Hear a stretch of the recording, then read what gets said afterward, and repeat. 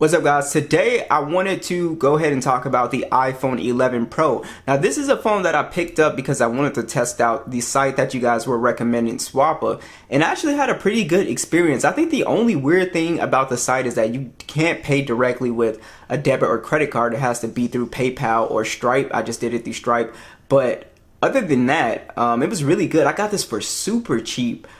For like $285, and these typically are trending for around $350 to $400. So I'll definitely check that site out more to get phones at a really good price. But yeah, they've got phones for very cheap on that site. So definitely, check that site out. I'll add it to my addition of, just checking Amazon, eBay, and now Swappa, because so far this has been a good deal. And you can see the condition of this one is in really good shape. There's a few nicks and stuff like that, but overall it's really clean.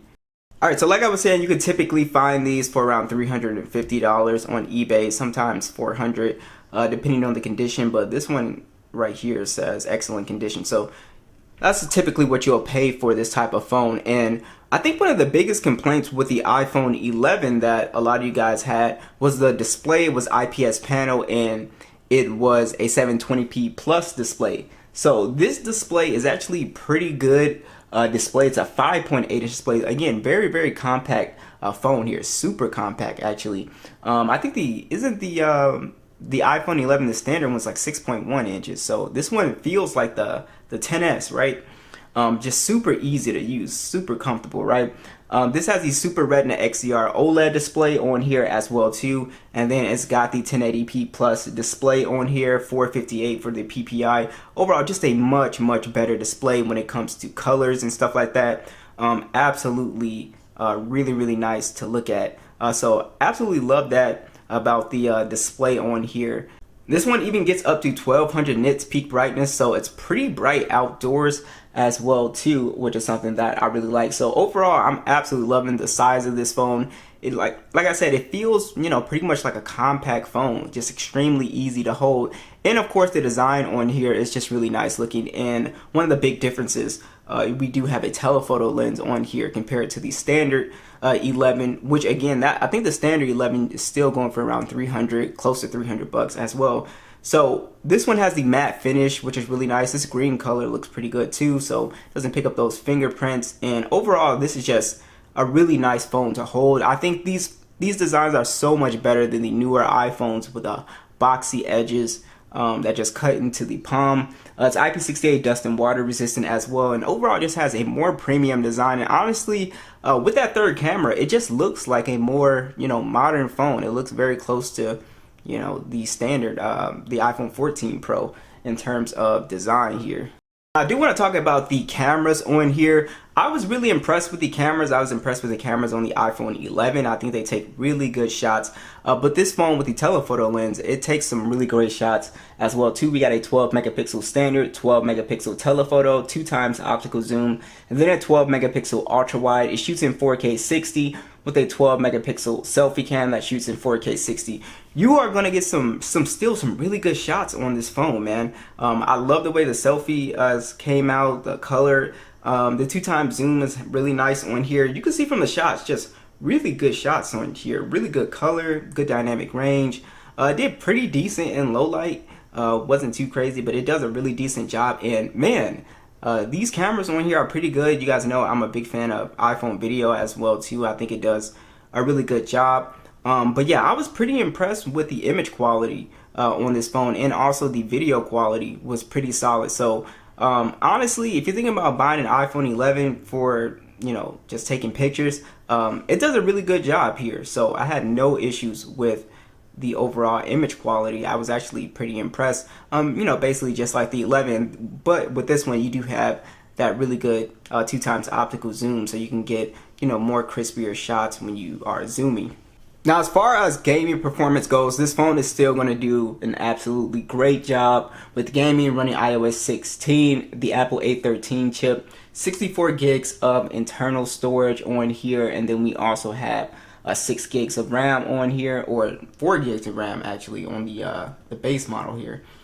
But yeah, performance on here is really fast. As you can see, we're able to run PUBG at HDR Extreme at 60 frames very easily. So if you like iPhones and you're trying to game, I would definitely go with an iPhone 11 or 11 Pro or something like that, because these phones they game really well. And this one I noticed it doesn't get as warm as the iPhone 11, the standard version I have.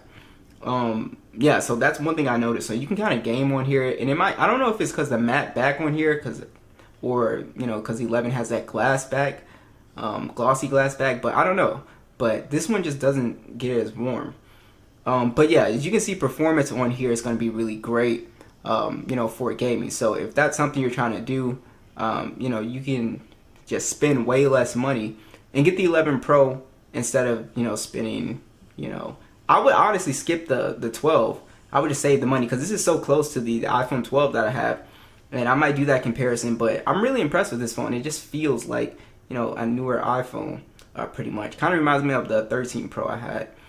But yeah, so overall performance on here is really good. You could definitely get some good matches on PUBG on this guy.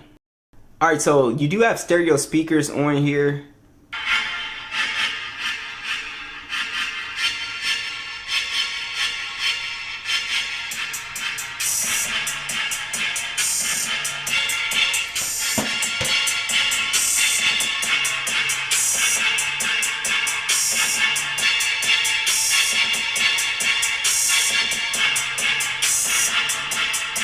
So pretty good performance with these speakers. If you know, block the bottom one, you still get really good sound, really good bass quality on here as well. And of course, Face ID does work, and you gotta always make sure you check that, because sometimes you can buy these refurbished iPhones and the Face ID won't work.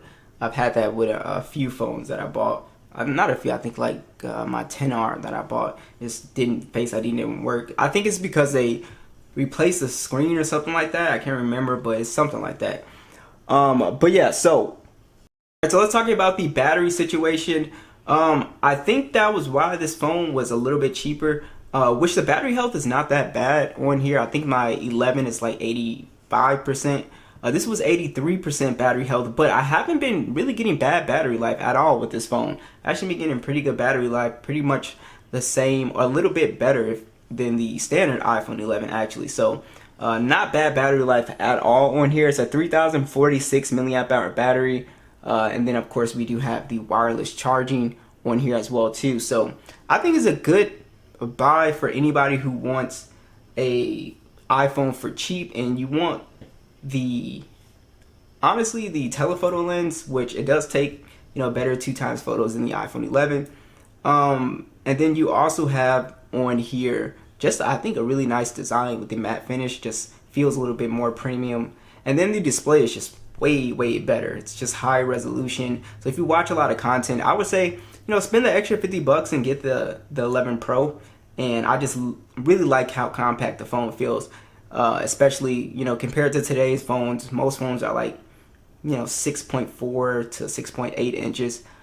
So this feels, you know, really nice to hold. So be sure to let me know what you guys think, and I'll catch you guys in the next one.